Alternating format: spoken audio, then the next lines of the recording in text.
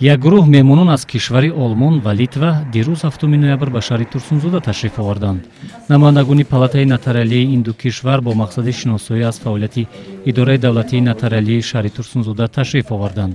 Меҳмононро намояндагони Вазорати Адлияи Ҷумҳурии Тоҷикистон ҳамраҳӣ намуданд.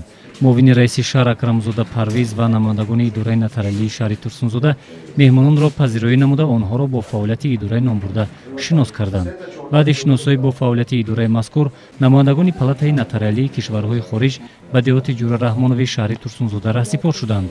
меҳмонон аз ангурбоғи хоҷагӣ деҳқонӣ ватан боздид ба амал оварда, бо деҳқони асилу номдор Ҳоҷӣ Неъмат Усмонов ҳамсӯҳбат шуданд.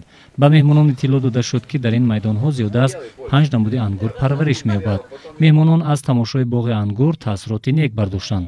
Мы приехали посмотреть в Таджикистан, но не как увидеть страну, а посмотреть, как работают и как живут, работая нотариусы вашей страны.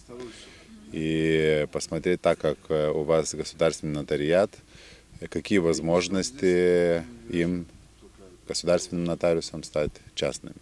Самые прекрасные впечатления, интересная страна. Конечно, я только во второй день и не все видел, но самое главное, что очень приятные люди и красивая страна.